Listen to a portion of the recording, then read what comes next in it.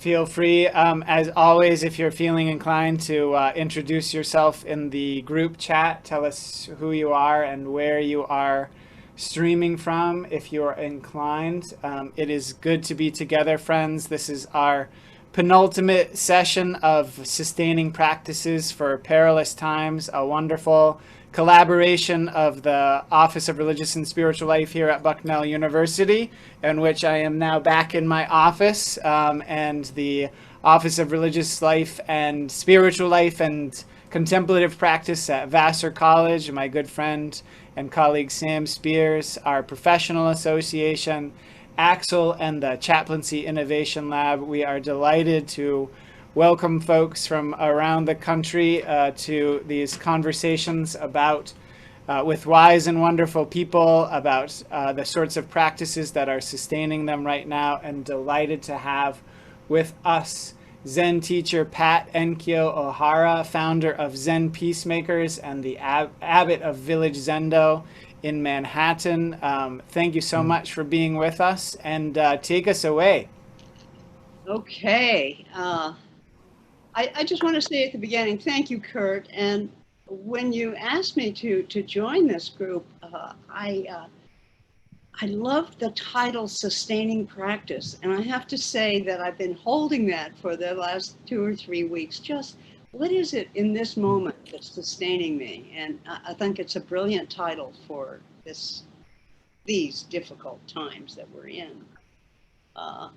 I'd say just at the onset, I'm fortunate. I'm part of a community here in Lower Manhattan, and we, as I said to Kurt earlier, we're doing an hour of meditation in the morning together and an hour in the evening together, and then we have a Sunday service and a talk and also another hour of meditation. So that's a kind of large framework, but it mimics the framework we would have if we were, in person, if it weren't these days. So I wanted to share something a little different. I think I feel that rituals are so important, and I'm speaking to this kind of group of people. I assume that you all also recognize the value and importance of rituals, ritual practices. And when you think about Zen Buddhism, you think about meditation or maybe a kind of service or something. But actually, ritual practices can be anything that we find and do over and over again because they, as you say, sustain us. But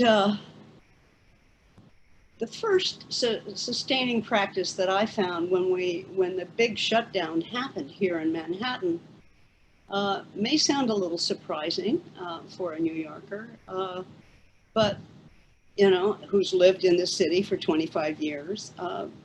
But every day I walk 8 or 9 miles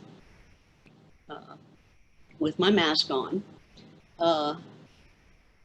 Of course, normally, before this happened, I walked every day also, but I was always walking from one place to another place to accomplish something. I was going to the market, I was going to the Zendo, I was going to the gym, I was here and there. And now there's no place to walk to, there's nothing to do over there. And I discovered the incredible pleasure of just walking. And in this city that I've lived in all these years, there's so much history and architecture that I never noticed before.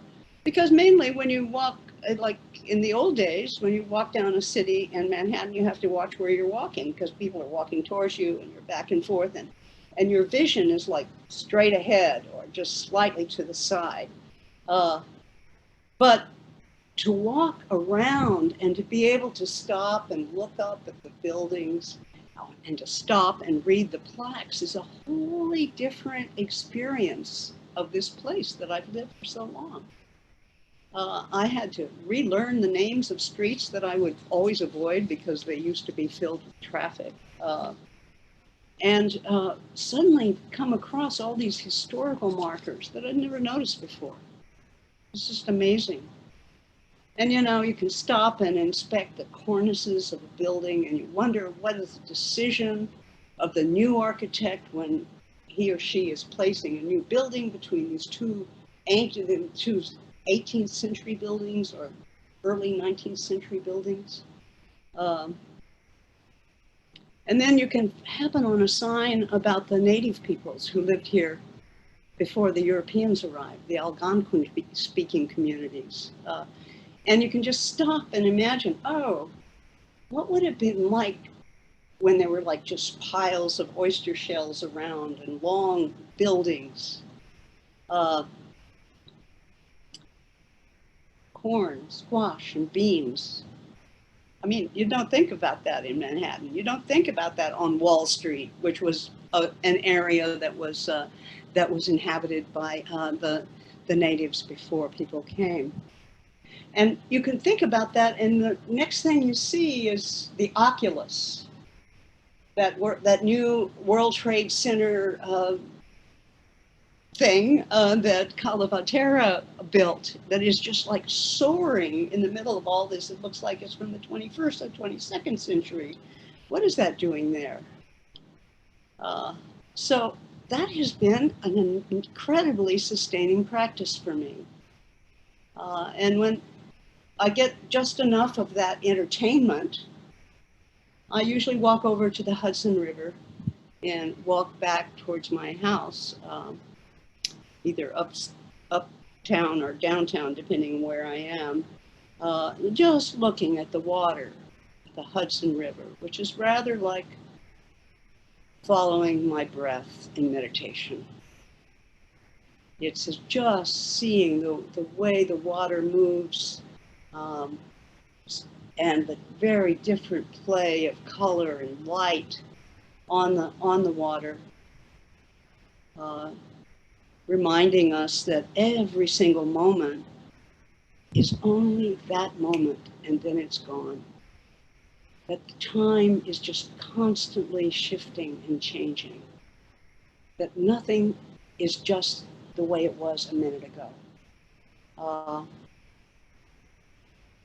The native people call the Hudson Rivers the waters that went both ways, because the cold water that comes down from the mountains sweeps down on the top, and the colder water from the Atlantic sweeps underneath. And so there's always these two streams flowing. And just like us, just like we are part of everything that's going on, and we are also just individually, completely ourselves. And you can just really feel that when you just stand and look at the Hudson River, which is what I do. And that's a very restorative practice for me. It cleanses me from the doom scrolling that I do, trying to find I personally am going to find an answer to the pandemic, and tell everyone I love about it, and all my worries about the world and this country, the things that are going on. What can I do? How can I be of service in my community, my city, my family? How can I help? I ask myself. And this silly walk that I do every day in a different direction, I don't want to give the impression I always go the same way, but I walk as far as I can go, and turn around and walk back. It is an incredibly sustaining practice and integrates me into this place where I live in a strong and geographic way. I think it also expresses what we express in Zen when we think about meditation. Most people associate the Zen Buddhist tradition with meditation. We call meditation Zazen, which means seated Zen. So I'd like to share a little bit of that practice with you. because we do it every day, and it calms us, and refreshes us, and allows us to recognize our relationship with everything that is and our own internal states. So it's a very calming and restorative practice. I know when I first started doing it, I found it challenging. But I can't say why, but I really heartily recommend it. Everyone I know who's taken it up has benefited greatly. It is a form of prayer, and I know a lot of you could teach me a lot about prayer, but I see it as a form of prayer. Um, and it certainly helps us recognize how we can be of service to the world. So just sit quietly. And the first thing is to find a comfortable position. It doesn't have to be fancy. A lot of people want to kind of mimic the Asian style. And I certainly was trained that way. But really, all that is necessary is to find a position that you can hold without having to squirm around for half an hour. We won't do it for half an hour. We'll do it for like 5 minutes. But to sit and to be able to sit upright if you can, although, you know, if people have various conditions, they can certainly lie down. So we also sit with our eyes open, but not wide open, but looking down, just like so your eyelids kind of fall like 2/3 down, so there's the distracting light doesn't come in so much, but you're still present. That can be very helpful for people who, when they close their eyes, they get caught up in their own space. If you keep your eyes open, you're still remembering where you are in that moment. You are, in our case, looking at a screen with lots of beautiful faces, and recognizing that we are part of together and individual. So once you find that alert and energetic posture, just breathe in through the nose and breathe out through the nose. And you just kind of imagine your lower abdomen is just a bellows. It receives the air when you breathe in, and it releases the air as you breathe out. And when a thought arises, we just put it aside. I mean, plenty of time to work on that thought later. But right now, let's just place our attention on the flow of the breath, in and out, at ease, but with a certain quality of attention. But let's just do that.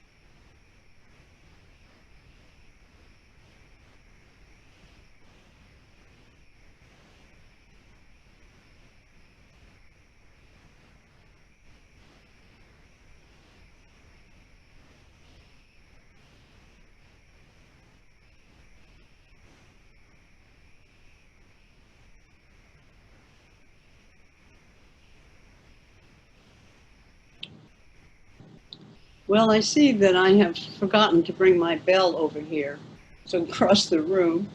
And I just realized that we're sort of running out of time. Uh, but I'm hoping that you were able to enjoy just a few minutes of the kind of Zen style meditation that we do. It's not fancy, but as a ritual practice, over and over, it's changed a lot of lives. Uh, it really helps us when we're going to a demonstration. Before we go, we usually stop and take a few minutes before we pick up our signs and go out the door. Or when we go to the prisons, we do that work at the prisons also. And it's very calming, and I hope it's helpful.